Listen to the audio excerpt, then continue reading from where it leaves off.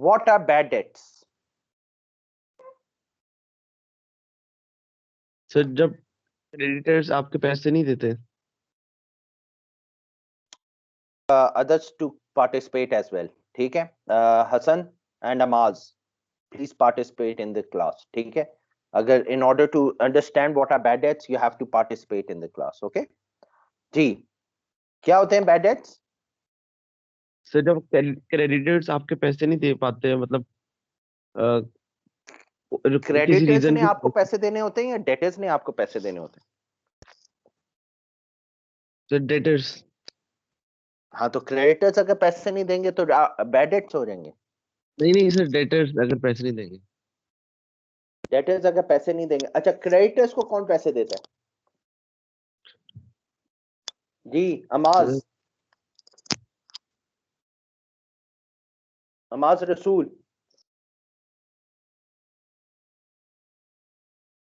जी Hasan. Sir creditors हमें loan देते हैं या हमें कोई चीज क्रेडिट पे देते हैं। ओके, अगर हम उनको पैसे नहीं दें फिर क्या होगा? अगर सर हम हम उनके उनको बैठे पैसे देंगे। हम उनके debtor raise your hands if you want to answer. जी हसन। सर हम उनके डेटर्स होंगे। हम उनके डेटर्स होंगे अगर हम उनको नहीं पता। अगर हम पैसे नहीं देते तो हम क्या होंगे फिर? हम उनके डेटर्स हैं। हम उनके डेटर्स हैं, लेकिन अगर हम पैसे नहीं देते व्हाट विल बी बिकम? जी था, बैड डेट सर। हम बैड डेट्स हो जाएंगे। बैड डेट्स ऐसे डेटर्स जो कि बैड हो गए हैं। बैड का क्या है? हम कहते हैं ना यार, एग खराब, ये अंडे खराब हो गए हैं। ठीक है, eggs have gone bad. English का मुहावरा है एग्स हैव गॉन बैड। ठीक है, हम कहते हैं इंग्लिश में एग्स हैव गॉन बैड, कि अंडे खराब हो गए। इसी तरह डेटर्स, बैड डेट्स उधर से नाम निकला है, बैड डेट्स। ऐसे debtors which have gone bad, ठीक है, that they are not going to pay us. The bad debts is a name given to those debtors who are not going to pay the debt. अच्छा, अब now what are the situation? कब हम कहेंगे कि यार ये bad debt हो गया है? सर जब वो फोर्थ हो जाए। एक तो डेथ ऑफ अ सर जब बिजनेस में अपना बिजनेस बंद करके भाग जाए, कंट्री से भाग, probably fraud debtor, the bankrupt। बिल्कुल ठीक, debtor declared bankrupt, दूसरे मुल्क भाग जाए। फ्रॉड है तो भाग ही गया ना। और जी व्हाट एल्स? सर अगर वो वैसे रिफ्यूज कर दे पे करने से। सर वो वैसे रिफ्यूज कर दे पे करने से, जो डेटर है। रिफ्यूज टू पे पार्शियली और full payment. Sir business fail हो गया। Debtor refuses to pay partially, मतलब कि उसने 1000 रुपीज देने थे, वो कहता है यार मैं 600 दूंगा, बाकी तो नहीं देने, तो 400 के लिए वो बैड डेट हो गया। ठीक, या उसने फुल पेमेंट करनी थी, ठीक है, और उसने फुल पेमेंट कहा कि 1000 के 1000 रुपए ही नहीं देने मैंने। ठीक है, तो डेटर रिफ्यूजेस टू पे। अब उसकी बहुत सारी रीजन हो सकती है, हो सकता है कि वो डैमेज गुड्स भेजी या जो प्रोडक्ट भेजी वो सही नहीं थी, कोई भी रीजन हो सकती है उसकी। ठीक है, अच्छा जी, उसके अलावा सर अगर बिजनेस फेल हो जाए, वो बैंकक्रप्ट नहीं आएगा। बिजनेस फेल हो जाए, ठीक है, हाँ बैंकक्रप्ट का ही हिस्सा है, लेकिन हम लिख लेते हैं business is fail, business fails, good, what else? ठीक है जी, so these are the some of the reason why the debtor can go bad. ठीक, हमारे ऐसे डेटर्स जो कि फेल हो जाएंगे, वो क्यों फेल हो जाएंगे? या तो डेथ ऑफ अ डेटर हो गया है, या डेटर एक फ्रॉड था, वो हमारे से फ्रॉड करके भाग गया है, डेटर डिक्लेयर्ड बैंकरप्सी, उसको बैंकरप्ट हो गया है। ठीक है, रिफ्यूजेस टू पे पार्शली या फुल पेमेंट, और या उसका बिजनेस ही फेल हो गया है। ठीक है, nothing can be recovered from it, nothing या partially can be recovered from it. ठीक है, तो दैट इज व्हाट अब बैड डेट्स अब बैड डेट्स अगर होंगे तो हम क्या करेंगे? अगर आपने डेटर से पैसे लेने हैं तो आप क्या एंट्री करते हैं जी? जब आप debtor when you are selling on credit, अच्छा जब हम सेल करेंगे तब डेटर बनेगा या जब हम परचेज करेंगे तो डेटर बनेगा? तो सेल करेंगे तो डेटर बनेगा, exactly right. So when you are selling on credit तभी डेटर बनेगा ना। अगर आप सेल ऑन कैश बेसिस करेंगे तो डेटर बनेगा? नहीं सर। नहीं बनेगा। क्यों नहीं बनेगा? सर क्योंकि अब उसने पैसे दे उसी वक्त ही दे दिए हैं, तब उसका हमारा उसने कोई उसी बार दे दिया तो डेटर का काम ही खत्म हो गया, मुझे हाँ रिकॉर्ड जी। करने की जरूरत ही नहीं है। I don't want to record that person who has already paid me. I want to जी keep a record of those जिससे मैंने पैसे लेने हैं, नॉट जी फ्रॉम दोस जिनको पैसे मैंने जिनसे पैसे ले लिए मैं, ठीक है। अब यस सर। आपके पास अगर आपकी दुकानदार पे जाते हैं तो दुकानदार आपको कहता है यार आपका वो 10,000 का बिल रह गया है, आप उसे अगर 10,000 पूरे पे कर दें तो वो आपका नाम काट देता है। ये नहीं लिखता यस सर। कि यार इसके अभी 10,000 रुपए देने थे, दे दिए हैं, ठीक है। वो आपका नाम ही काट देता है। He doesn't want to keep that record in his books for the next month, ठीक। लेकिन अगर आप उसे 5,000 देते हैं और 5,000 नहीं देते तो 5,000 वो फिर काट के लिख लेता है जी मिस्टर फलाना फलाना हैज टू पे 5,000 रुपीज, ठीक है। तो ये उसके रिकॉर्ड में चलता रहता है for those amount which are on credit. अब आपने जब क्रेडिट सेल की है तो क्या एंट्री पास की होगी? I want to sir Hassan Mehdi, please contribute. Amaz, you are not speaking at all. Ji Hassan Shahid, what would be the entry when you are selling on credit?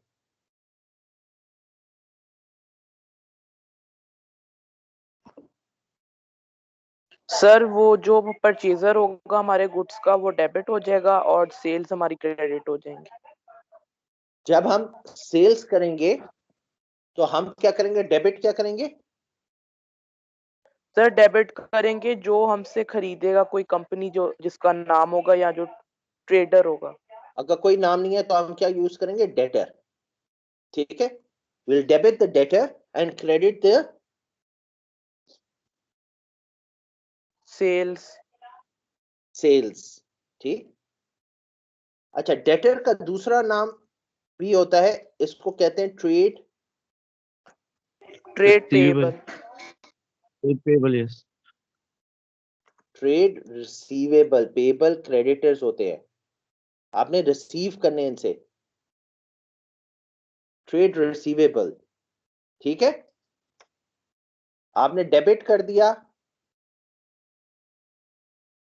Trade receivable और credit कर दिया आपने sales. Trade ये payable आपकी journal entry से complete होगी। हाँ, जी sir. अब व्हेन ये वाला जो डेटर जिसको आपने डेबिट किया था, व्हेन ही गोज बैड या when he is declared bad debt, ठीक। अब आप क्या करेंगे? सर बताओ एंट्री। अब आपने उससे पैसे लेने थे जी अमाज। पहले डेबिट होगा और जिसने देने थे क्रेडिट होगा। बैड डेट आपने क्या किया? क्योंकि वो डिक्लेयर हो गया बैड डेट, ठीक है। तो अब आपको डेटर से पैसे तो नहीं मिलने, तो आप क्या करेंगे? क्रेडिट पे कर देंगे डेटर या ट्रेड रिसीवेबल, और बैड डेट ठीक। डेबिट। और बैड डेट क्योंकि आपने किसी को आपने आपने कोई, अब वो जो पैसे लेने थे वो तो आपको मिल नहीं सकते, तो आपने उसको राइट ऑफ कर दिए पैसे। कि फॉर एग्जांपल आपने, वो आपकी दुकान थी, ठीक है, और आपने दुकान से उधार किया हुआ था, 10,000 रुपीज आपने देने थे। आप गए, आपने जाके उसे 5,000 रुपया दे दिया। अगले महीने जब पैसे देने थे तो अनफॉर्चुनेटली, अल्लाह ना करे, खुदा ना खास्ता, डेथ हो गई आपकी। जब डेथ होगी तो जब डेथ होगी तो आपने कहा कि यार अब उस दुकानदार ने कहा यार अब तो ये पैसे मिलने ही नहीं है, ठीक है। ठीक है, तो अब क्या हुआ? अब वो क्या करेगा? वो उसको राइट ऑफ कर देगा क्योंकि उसको पैसे तो कहीं से मिलेंगे नहीं, ठीक है। तो वो 5,000 आपके नाम के कोई, मतलब he won't keep record of your name कि जी ये फलाने ने देने थे, वो फौत हो गया तो अब उसका नाम ही लिखा हुआ है, ठीक है। तो वो क्या करेगा, वो उसको अपने एक्सपेंस ट्रीट कर लेगा बैड डेट के नाम से। क्या कर लेगा, कम ऑन बॉयज, क्या करेगा वो, बैड डेट्स क्या एज ट्रीट होंगे, expense. Expense. As an expense treat होंगे। Very good. सो डेबिट आपने कर दिया बैड डेट, और क्रेडिट में आपने उस डेटर को कर दिया, यानी कि ट्रेड डेटर पहले क्या हो रहा था, डेबिट, अब आपने क्रेडिट किया तो वो कैंसल आउट हो गया, यानी कि डेटर का नाम जीरो हो गया। और बैड डेट आपने एक क्रिएट कर लिया जिसमें उसका आपने वो उसका खर्चा बना लिया। जी आप क्या कह रहे हैं ताहा? सर मैं कह रहा हूँ कि अगर पता कुछ देर बाद पता लग जाता है कि अमाज जिंदा है, तो फिर प्रोविजन आ मैं जाएगी सर। जिंदा ही हूँ। तुमने अमाज को क्यों मारा है पहले ये बता। सर आपने मारा नहीं, था पहले। अगर अमाज जिंदा है, अमाज जिंदा है, तो मैं क्या करूंगा, मैं इसी को वापस रिवर्स करके उसको डेटर को स्टैंड कर दूंगा कि यार ये अमाज जिंदा है, इसने मेरे से फ्रॉड किया, इससे पैसे अभी फिर लेने हैं। तो मैं इसी एंट्री को, ये वाली डेट्स डेबिट और डेटर क्रेडिट को रिवर्स कर दूंगा, यानी कि मैं कर दूंगा बैड डेट डेबिट। ताकि कट ऑफ होके फिर एंड हो जाए। हाँ डेटर्स, अब देखो, डेटर्स मैंने डेबिट कर देने, बैड डेट्स क्रेडिट, इसकी की रिवर्स एंट्री, यानी कि इसको कैंसल आउट कर दिया मैंने। तो डेबिट डेटर्स हो गए और क्रेडिट बैड डेट्स हो गए, ठीक। तो बेसिकली क्या यस हुआ, सर। अब ये बैड डेट फिर से डेबिट में आ गया, यानी कि अमाज का नाम लिया तो Amaz is has become a debtor again. और फिर मैं इसके घर जाऊंगा, हाँ भाई तुमने तो झूठ बोला था, हैं, अब पैसे दो ना। Ji Amaz, your hand is raise, you want to say something? Sir अगर किसी बंदे ने किसी को बहुत ज्यादा रकम देनी थी, लाखों में जैसे, और वो नहीं दे पाया, वो अगले दिन मर गया, तो अब उसको नहीं, अब अब तुम बिजनेस ताहा के उसे ऊपर आ रहे हो, हैं? हाँ, तो अगर जिसको उसने नहीं दिया वो उस लॉस में चला जाएगा, क्योंकि वो बहुत वो बड़ी लॉस, अमाउंट थी। वो एक्सपेंस, हाँ वो एक्सपेंस ट्रीट होगा, ठीक है, तो वो सर उसकी एक्सपेंस जो, ट्रीट होगा। अगर वो उसका बेटा हो, उसको नहीं पे करना चाहिए? अगेन हमने बिजनेस में लायबिलिटी के बारे में पढ़ा था, क्या पढ़ा था जी? कोई मुझे बता सर सकता है कि हमने बिजनेस में लायबिलिटी के बारे में पढ़ा था? सर अकाउंट्स में भरा था लाइबिलिटीज। अच्छा क्या पढ़ा था? सर नॉन करेंट और करंट सर लाइबिलिटीज। बिजनेस में तो वो नहीं होता नहीं, कि वो बंदा और बिजनेस अलग होता है? हाँ क्या पढ़ा था, अनलिमिटेड लाइबिलिटीज और लाइबिलिटी, लिमिटेड लाइबिलिटीज के बारे में पढ़ा था, चैप्टर सर नंबर 3। अनलिमिटेड। हाँ हाँ जी शाहिद, हसन शाहिद। सर वो सोल ट्रेडर और जो पार्टनरशिप होती है उसमें अनलिमिटेड लाइबिलिटी होती है, और जो लिमिटेड मतलब क्या होता कंपनीज है होती है लिमिटेड लाइबिलिटी प्राइवेट। का? ये सर अगर बिजनेस फेल हो जाता है तो जो उसके मतलब परचेजर्स होते हैं, अगर जैसे अगर बिजनेस फेल होता है तो वो उनसे उनकी प्राइवेट प्रॉपर्टी से नहीं ले सकते। अनलिमिटेड लाइबिलिटी में ले सकते हैं, ये सर नहीं, यस। लिमिटेड लाइबिलिटी में नहीं ले सकते। ले सकते हैं। और अनलिमिटेड लाइबिलिटी कब होती है, जब वो सोल ट्रेडर या पार्टनरशिप होती है। जो कंपनीज होती हैं, कंपनी लिमिटेड लाइबिलिटी, वो लिमिटेड लाइबिलिटी के साथ होते हैं। देखो उनके साथ नाम ही है, प्राइवेट लिमिटेड लाइबिलिटी या प्राइवेट लिमिटेड, ठीक है, पीवीटी एलटीडी, इसका मतलब है they liability is limited, private limited या पब्लिक लिमिटेड। तो their liability is limited up to what, जितना उन्होंने इन्वेस्टमेंट किया है, तो उनकी पर्सनल बिलोंगिंग्स जो है वहां पे नहीं आती। देखिए जब हम बात करते हैं सोल ट्रेडर और पार्टनरशिप की, then the people are sir जो मैंने पर्सनली वीडियो लायबल खोली टू थी पे इसकी ऑफ। बात कर अगर रहे हैं। आप फौत भी हो जाते हैं, अगर आप फौत भी हो जाते हैं तो आपकी पर्सनल बिलोंगिंग्स जो है, आपके जो बच्चे हैं, दे आर लाइबल टू पे दैट डेट। लेकिन कब, जब वो सोल ट्रेडर या हम सोल ट्रेडर की बात कर रहे हो या पार्टनरशिप की बात करें। जी बेटा मोहम्मद ताहा। सर मैं कह रहा हूँ जो मैंने वीडियो खोली इसकी बात कर रहे हैं ना आप, लिमिटेड और अनलिमिटेड हाँ जी लाइबिलिटी। हाँ जी हाँ जी हाँ जी। तो यस, लिमिटेड लाइबिलिटी क्या होती है कि हमने जो है वहां पे हमारी लाइबिलिटी लिमिटेड है अप टिल जितने हमने इन्वेस्टमेंट की है। तो ये बैड डेट्स का जो 90% चक्कर है, ये कंपनीज में ही आता है। लेकिन पर्सनल भी तो हो सकता है ना। फॉर एग्जाम्पल बैंक है, बैंक ने लोन दिया है एक खास बंदे को, ठीक है, आपको दिया है लोन, तो आप ही लायबल हैं, आपकी ही चीजें जो हैं वो लायबल हैं पे करने के लिए। आपकी पर्सनल बिलोंगिंग, आपके बच्चों की पर्सनल बिलोंगिंग नहीं, अकॉर्डिंग टू लॉ आपके बच्चों की पर्सनल बिलोंगिंग आप पे उन पे नहीं आएगी। आपकी पर्सनल बिलोंगिंग यानी कि whatever you own will be liable to be paid. अगर आप कहते हैं कि यार मैंने 10 लाख का लोन लिया और 10 लाख का लोन लेके आप भाग गए, या आपने कहा या मैं फ्रॉड हूं, और आपने अपनी जितनी भी चीजें थी पर्सनल बिलोंगिंग वो आपने अपनी वाइफ के नाम कर दी, they are not going to take over those items. They are not legally bound to take those items. ठीक है, तो ये थोड़ा सा ये चीज आ जाती है, इसलिए बैड डेट्स का कॉन्सेप्ट जो है वो इंट्रोड्यूस हुआ। बात समझ में आई? जी सर। जी। अच्छा मेहदी, आप ऑन होल्ड चले गए हैं, कोई क्वेश्चन अभी तक?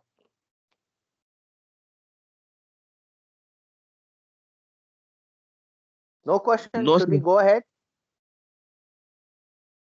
यस अच्छा, सर। ये वाली एंट्री तब होती है जब हम रिकवर कर लेते हैं, रिकवर बैड डेट, कि हमने वो बैड डेट जो था वो गलत था, वो एग्जिस्ट ही नहीं करता, ठीक है, तो हमने ये रिकवरी की एंट्री डाल दी, ठीक है। अब ये जो बैड डेट है, ये जो हमने इधर बैड डेट किया, अब at the end of the month हमने क्या कहा, इसको हमने एक्सपेंस बनाना है। क्या बनाना है? एक्सपेंस। एक्सपेंस है। एक्सपेंस बनाना है, तो एक्सपेंस के लिए हमें इसे प्रॉफिट एंड लॉस अकाउंट में डालना पड़ेगा। तो हम डेबिट कर देंगे इनकम स्टेटमेंट और क्रेडिट कर देंगे बैड डेट्स, बैड डेट्स, ठीक। अब क्या हुआ कि ये बैड डेट, सॉरी, ये बैड डेट और ये बैड डेट कैंसिल हो गए और वो इनकम स्टेटमेंट में जाके बाद शो हो गए। इसको हमने डेबिट कर दिया और इसको हमने क्रेडिट कर दिया। और कब करना है? At the end of the year, जब हम profit at the end of the year हम जाके ये बात करेंगे, ठीक है, साल के एंड में।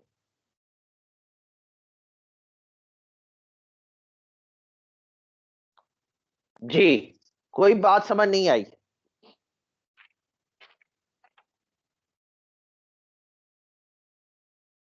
सारा कुछ समझ आ गया सर, सब कुछ। सारा कुछ समझ में आ गया?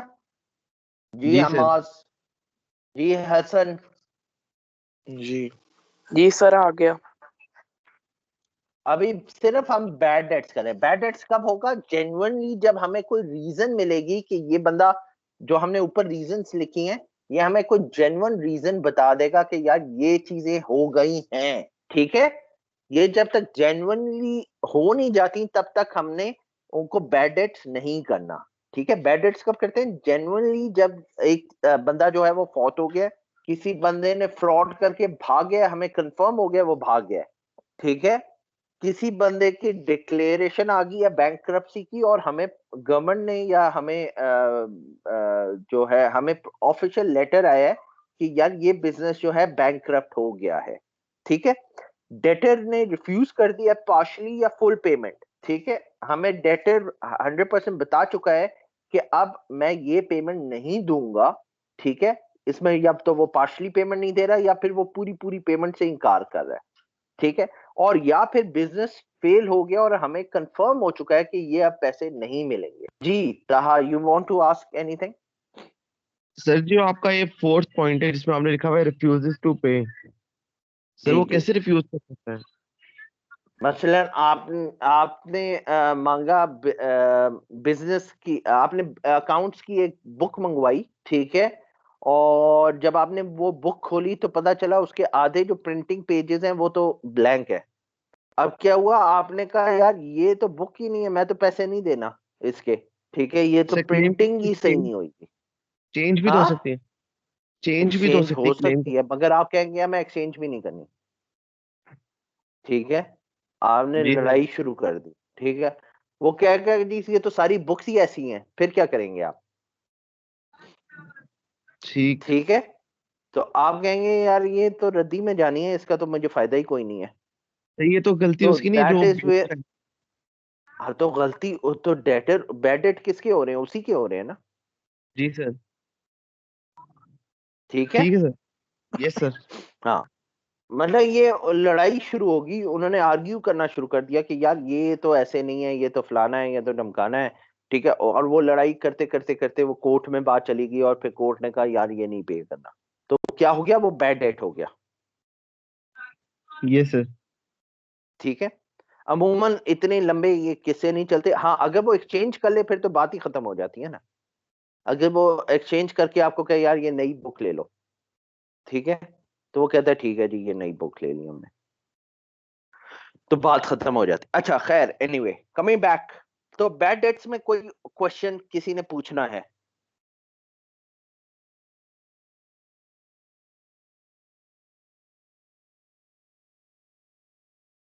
सबको समझ में आ गई है आई गेस। मोमिन, आपको जी बैड डेट्स नहीं आते थे, ये बात समझ में आई है मोमिन? जी सर। हाँ, जी। अच्छा, जी समझ में आ गया। चलें, ये तो हो गया बैड डेट्स। ओके, अब हम आगे चल रहे हैं, आगे हम बात करते हैं प्रोविजन फॉर बैड डेट्स। ये है जी बैड डेट्स।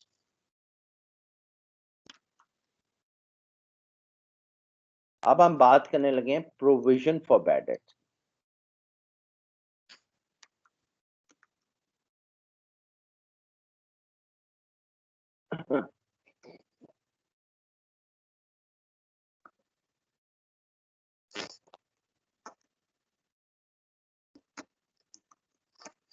हाँ जी, प्रोविजन का क्या मतलब है? सर अंदाजा। Ji Taha, ji Amaz, what is the meaning estimate. Of provision? Estimate. Ji Hasan शायद।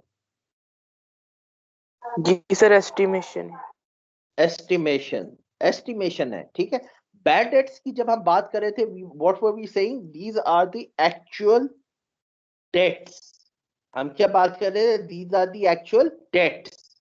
लेकिन प्रोविजन फॉर डाउटफुल डेट्स में हम क्या बात कर रहे हैं कि दीज आर द क्या हमें चांस है कि एस्टिमेट पैसे दे देंगे? For actual debt. अभी हम एस्टिमेट कर रहे हैं कि ये एक्चुअल डेट हो सकते हैं। हमें हमें शक है कि ये बंदा हमारे साथ फ्रॉड करने लगा है। हमें अंदाजा है कि ये बंदा फौत होने वाला है। हमें अंदाजा है कि ये बंदे का बिजनेस तो ये तो नहीं बैंकरप्ट अंदाजा हो होने सकता। वाला है। हैं?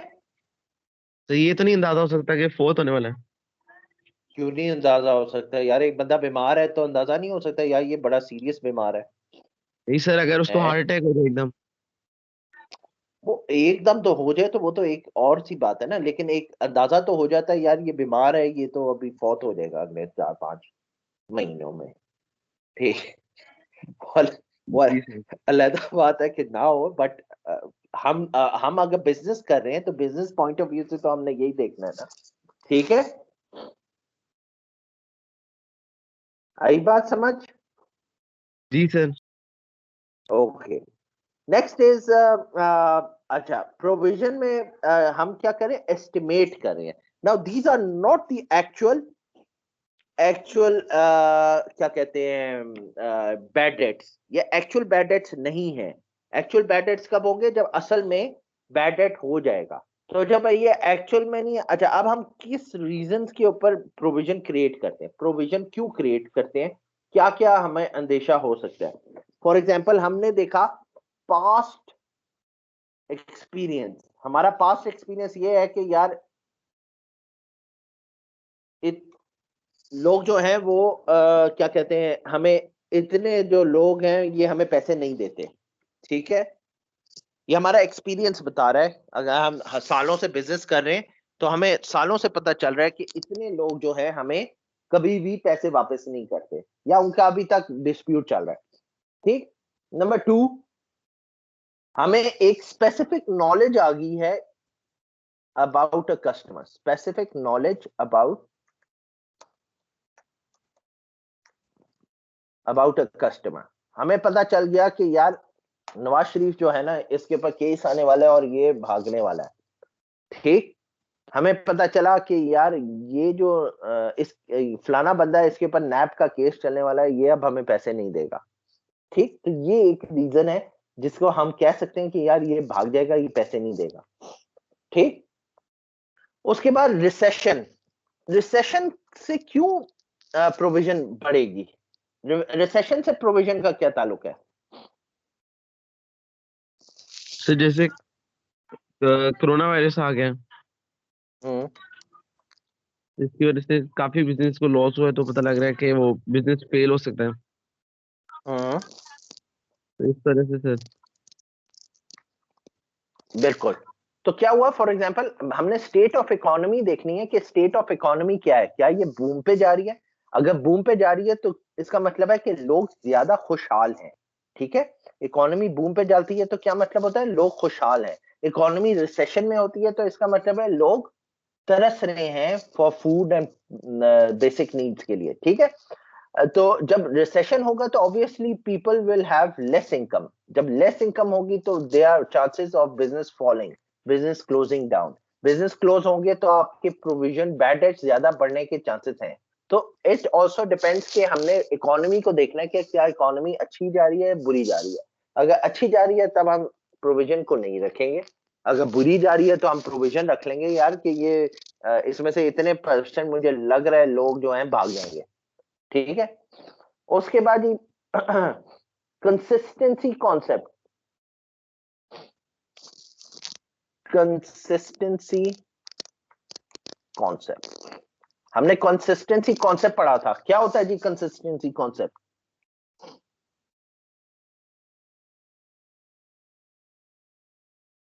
हाँ जी, नहीं, अमाज,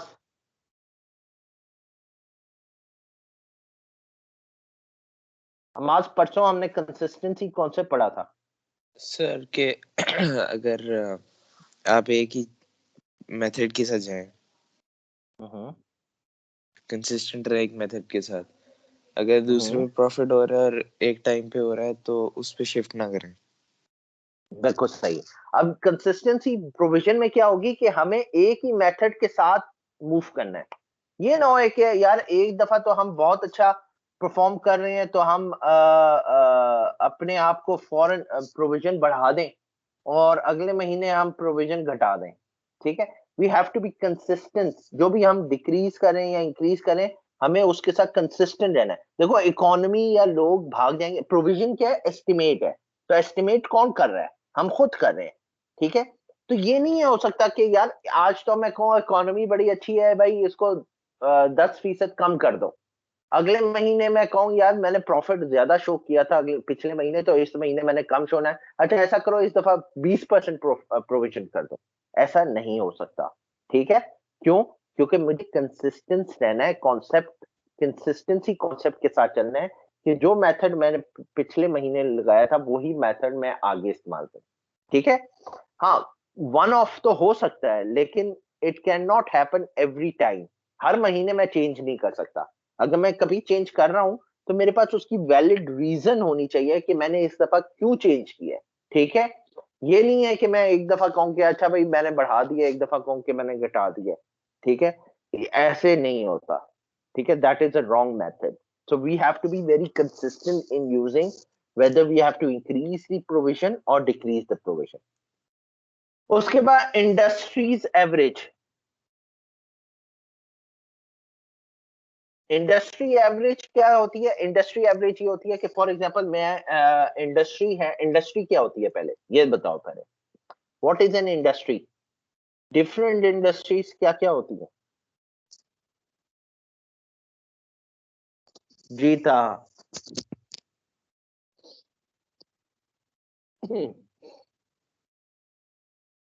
जीता, हाँ। सर जहाँ पे बहुत ज्यादा फिल्म ऑपरेट कर रही हूँ। नहीं नहीं, एग्जाम्पल दो, इंडस्ट्रीज क्या क्या है?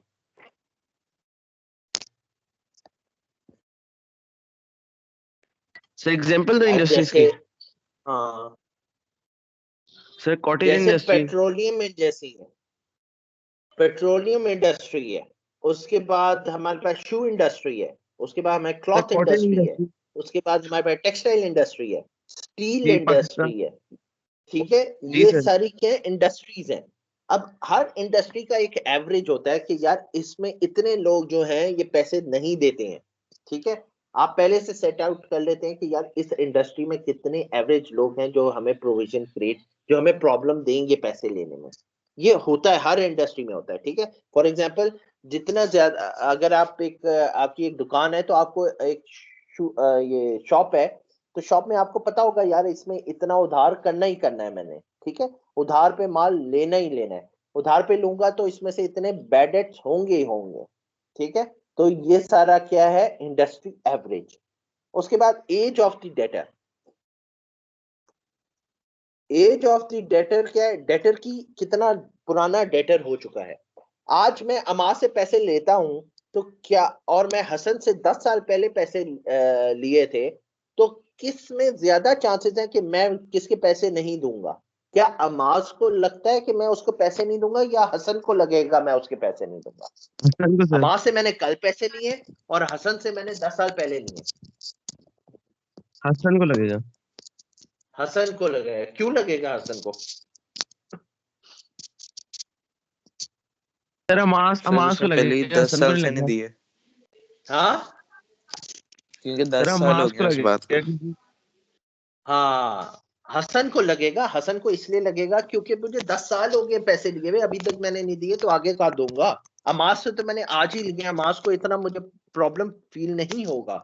अमास कहेगा यार अभी तो दिए, दे देगा। ठीक है, लेकिन हसन को होगा यार इसने 10 साल से पैसे ही नहीं दिए मुझे, तो ये आगे कहाँ से देगा? तो ये दे आर चांसेस कि ये प्रोविजन बैड डेट हो जाएगा। ठीक है, तो इसमें वो मुझे प्रोविजन के तौर पे सेट असाइड कर देगा। ठीक है, अब उसके बाद size of a debtor, size of a debtor से क्या मुराद है? सर की कितनी अमाउंट है। डेट कितने का कितनी था? अमाउंट दी हुई है उसने एज अ डेटर। ठीक है, अब साइज ऑफ अ डेटर में क्या है कि मैं देखूंगा कि यार अमूमन एक सर्वे हुआ था, जो सर्वे ये कहता है कि जो सबसे ज्यादा अमाउंट होती है जो आपने लोगों को दी होती है, वो लेना आसान होता है एज कंपेयर टू छोटी अमाउंट्स को। ठीक है, छोटी अमाउंट पे हम इतना ध्यान नहीं देते। ठीक है, हम कहते हैं यार अच्छा इसने 100 रुपया लिया ये तो दे ही देगा, लेकिन जिससे लाख रुपया लिया उसके पीछे हम रोज फोन करते हैं, यार कब दोगे, यार कब दोगे, यार अभी दे दो, जल्दी दे दो, जल्दी दे दो।